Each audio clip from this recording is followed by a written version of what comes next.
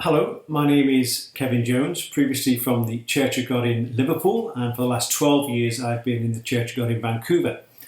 I've been asked to share some memories of the first YFR, and I've been on Facebook and seen some of the clips that have been put up there, which have been a tremendously moving reminder of what it is for God's people to be gathered together in that way.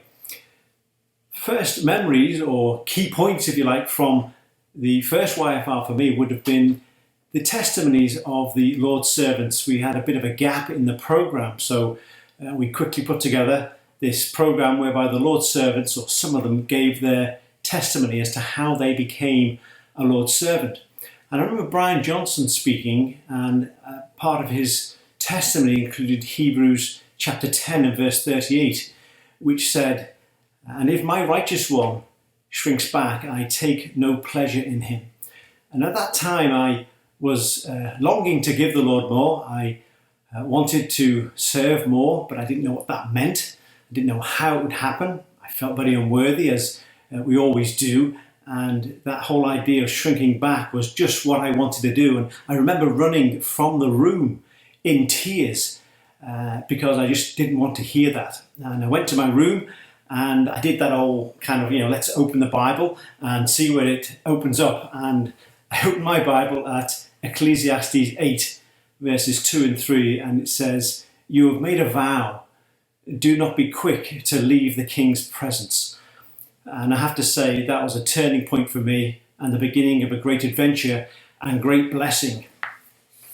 Other things, I became part of the team and the planning group that went on to plan YFRs and 242s, and we used to meet at David and Rhoda King's in Manchester, which was not very far away from Liverpool, but I had this great ability to get lost every single time and became known as the late Kevin Jones.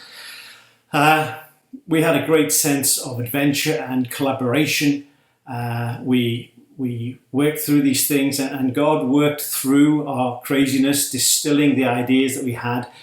Duncan Hickling would crack the same jokes every single meeting, and we would laugh.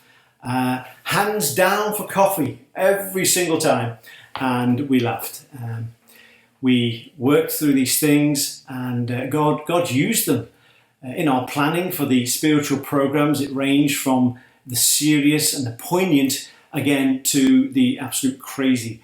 We had this longing to use dry ice, and we had this idea whereby the opening of one of the gatherings would be dry ice pumped out onto the stage, and John Archibald would be lowered down by a harness onto the stage and would give the opening talk.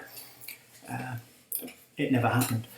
But these were just great times of planning, great times of seeing how God worked through us and with us, and for the benefit and glory of those who were in God's house. So they were very precious, and we're very grateful for that. So God bless you all who are listening to this today, and a very special thank you to the committee, and keep up the good work.